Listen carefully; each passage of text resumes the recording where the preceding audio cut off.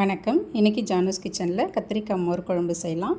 நான் ஒரு மிக்ஸி ஜாரில் சின்ன துண்டு இஞ்சி போட்டிருக்கேன். காரத்துக்காக 2 பச்சை மிளகாய் கட் பண்ணி போட்டிருக்கேன். அரை மணி நேரத்துக்கு முன்னாடியே 1 ஸ்பூன் துவரம்பருப்பும் 1 ஸ்பூன் அரிசியும் ஊற வச்சு வச்சுருந்தேன். அதையும் சேர்த்துக்கிறேன். அரை ஸ்பூன் சீரகம் சேர்த்துருக்கேன். பெருங்காயம் கொஞ்சம் நிறையா போட்டுக்கலாம்.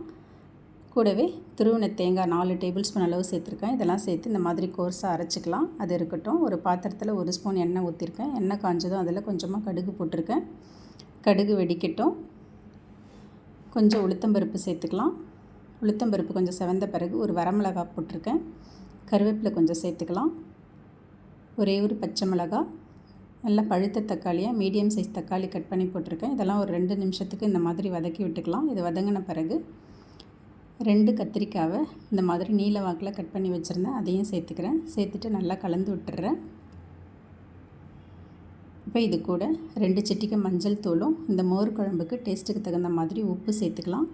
சேர்த்துட்டு இதெல்லாம் நல்லா கலந்து விட்டுடலாம். ஒரு 2-3 நிமிஷத்துக்கு மீடியம் ஃப்ளேம்லேயே வச்சு இந்த மாதிரி கலந்து விட்டுட்டு இதை மூடி போட்டு நல்லா லோ ஃப்ளேம்லேயே ஒரு 4-5 நிமிஷத்துக்கு அப்படியே விட்டுடலாம். இந்த மாதிரி லோ ஃப்ளேம்லேயே விட்டுட்டால் கத்திரிக்காய் நல்லா வெந்துடும் நமக்கு. இப்போ இந்த தக்காளியெல்லாம் நல்லா மசிஞ்சு கத்திரிக்காயும் நல்லா வெந்துடுச்சு. இந்த நேரத்தில் நம்ம அரைச்சி வச்சுருந்த அந்த பேஸ்ட்டை சேர்த்துக்கலாம். மிக்ஸி ஜாரை கழுவி கொஞ்சமாக தண்ணி சேர்த்துக்கிறேன். சேர்த்துட்டு நல்லா கலந்து விட்டுறேன். இப்போ இதை ஒரு 2-3 நிமிஷத்துக்கு லோ ஃப்ளேம்லேயே அப்படியே மூடி வச்சிடணும். நம்ம சேர்த்துருக்க அந்த அரிசி பருப்பெல்லாம் நல்லா வேகணும்.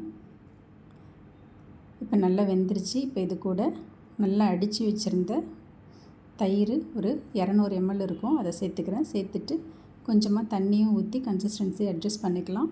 இப்போ இதை நல்லா கலந்து விட்டுறேன்.